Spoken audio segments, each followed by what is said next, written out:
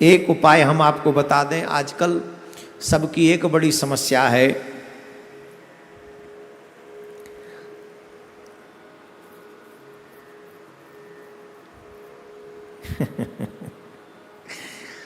उपाय बताऊं?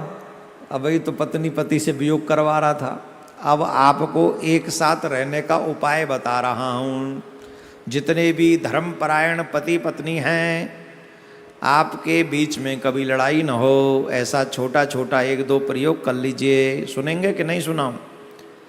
जिन पति पत्नी में आपस में बीच में कभी कभी झगड़ा होता है वो सुने, जिनमें छोटी छोटी लड़ाइयाँ होती हैं वो सुने, जिनमें एक दूसरे की बात को सुनने की क्षमता नहीं होती है वो सुने।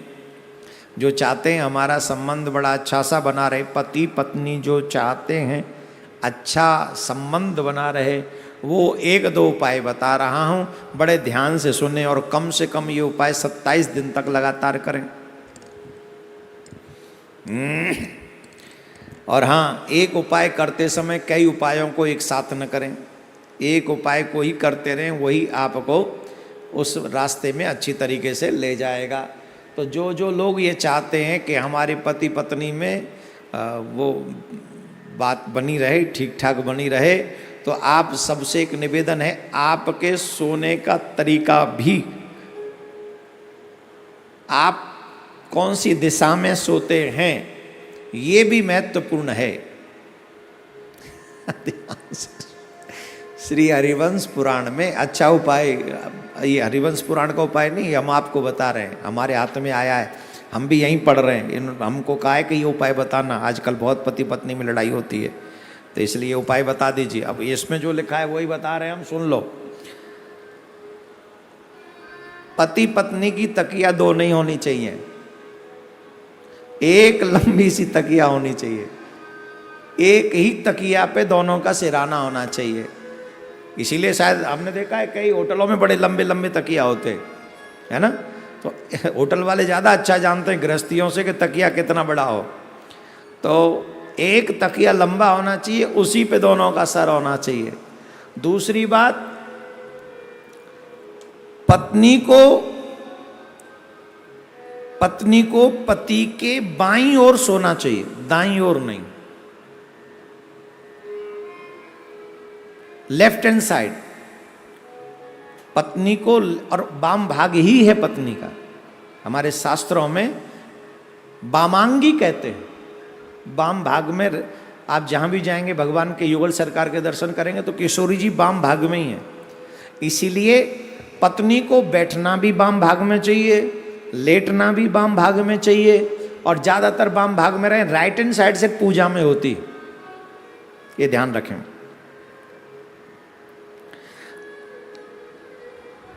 अलग अलग गद्दे और तकियाओं का प्रयोग न करें, ध्यान रखें। हाँ, तो डबल बेड पर तो एक ही गद्दा होता है, तकिया अलग अलग होती हैं, उनको थोड़ी सी सिलवा के लंबी कर लो। एक उपाय।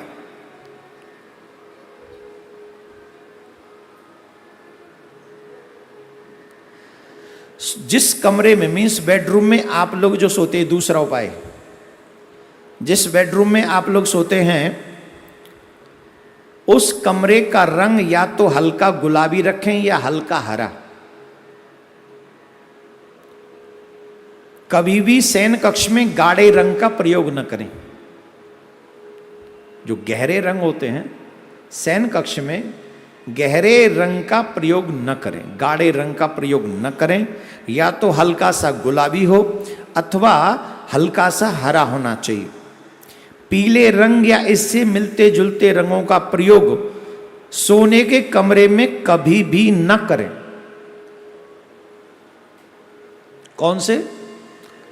पीले रंग या इससे मिलते जुलते रंग, जो पीले रंग से कहीं टच होते हों, थोड़े बहुत मिलते जुलते हों, ऐसे रंग का प्रयोग कभी भी बेडरूम में न करें। जिस रूम में आप सोते हैं उस रूम में ऐसा रंग नहीं होना चाहिए। तीसरा उपाय, शुक्रवार को पति पत्नी को एक साथ फूलों की खरीदारी करनी चाहिए। इस खरीदारी में केवल गुलाब या सफेद फूल खरीदें और उन फूलों को सोने वाले कमरे में अपने बिस्तर के सिराने रखें। गुलाब के ही खरीदो, वही ज़्यादा अच्छे हैं, लाल लाल। कौन से दिन? शुक्रवार को। शुक्रवार मीन्स फ्राइडे, राइट? हाँ, फ्राइडे को खरीदें लाल फूल। लाल फूल सिराने रख के सोइए, पर वो लाल कांटे वाले नहीं होते, है ना? कांटेदार फूल नहीं रखने चाहिए घर में। ले आओ कांटे तोड़ ताड़ के, वैसे ही फूल ले आओ, तो वो अच्छा रहेगा। एक और अहम बात, ये चौथा उपाय और महत्वपूर्ण उपाय है। पति पत्नी को सोते समय पूर्व या दक्षिण की तरफ सिर करके सोना चाहिए। दिशा, ये बहुत महत्वपूर्ण है। कई लोग रॉन्ग दिशाओं में सर करके सोते हैं तो उनको सर की प्रॉब्लम बहुत हो जाती है। ये वास्तुशास्त्र ही नहीं कहता, हमारे शास्त्र भी कहते हैं आपको किस दिशा में मुंह करके सोना है, किस दिशा में मुंह करके। हमने आपको हरिवंश पुराण में ही बताया था, या उससे हरिवंश पुराण में ही बताया था किस दिशा में मुंह करके शौच इत्यादि त्यागना चाहिए। अभी 1-2 दिन पहले ही तो बताया आपको। तो यहां हर चीज का ध्यान है, तो इस बात का भी ध्यान रखिए कि पति पत्नी को या तो पूर्व दिशा में या दक्षिण दिशा की तरफ सर करके सोना चाहिए। पैरों की तरफ बहते हुए जल की बड़ी तस्वीर लगाएं। पैरों की तरफ, जहां आप सिर हो गया आपके सामने, तो वहां जो बहते हुए जल की अगर आप तस्वीर लगाएंगे तो वो भी गुणकारी होगी। सोने वाले कमरे में देवी देवताओं की प्रतिमा या चित्र लगाने से बचें। आपके कमरे में देवी देवताओं, जिसमें आप सोते हैं वहां देवी देवताओं का चित्र ना हो तो ज़्यादा अच्छा है। आप जानते होंगे वैसे तो भगवान समदर्शी हैं, समदृष्टा हैं, पर फिर भी शयन कक्ष में सो रहे हो जन, कैसे कैसे खर्राटे लोग हैं, तो वहाँ भगवान रहें वो ठीक नहीं। भगवान को छोड़, ऐसे आजकल तो मोबाइल में जब दर्शन करना हो तब कर लो, तो इसलिए वो उससे बचे। ये कुछ उपाय मुझे बताए गए, अभी और भी हैं उपाय तो, हाँ ये रहे, और 2 उपाय और हैं। बताऊँ कि छोड़ूँ? समय तो हो गया, बता दूँ कि छोड़ दूँ? हाँ, फ्री में मिल रहे हैं, कौन सी दक्षिणा देनी पड़ रही। आय हाय, ये बड़ा अच्छा उपाय, प्रत्येक पत्नी को पसंद आएगा। पत्नी तो कह रहे होंगे महाराज ये उपाय पहले नंबर पे रखना चाहिए था आपको, उपाय बड़ा अच्छा है। ये भी शुक्रवार वाले दिन हल्की सुगंध वाला परफ्यूम, इत्र पति को खरीदना चाहिए और अपनी पत्नी को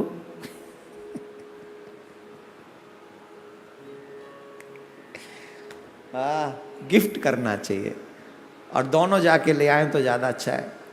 और दोनों एक दूसरे उसी हल्की सुगंधी वाले परफ्यूम का प्रयोग करें, पति पत्नी दोनों मिलकर। हाँ, एक सावधानी रखें, तीखी सुगंधी वाला कोई परफ्यूम अथवा इत्र न खरीदें। ये कई महाराज इतना भयंकर लगा लेते हैं, हम तो लगाते नहीं कसम से। कई लोग तो पूजा करते समय जब आरती करते हैं ना, भागवत भगवान की है आरती, और देवियों में से बड़े परफ्यूम की सुगंध मारती, बड़ी तेज मारती है, कसम से पूरा नाक हिला देती है। ये तो शुक्र हो कोरोना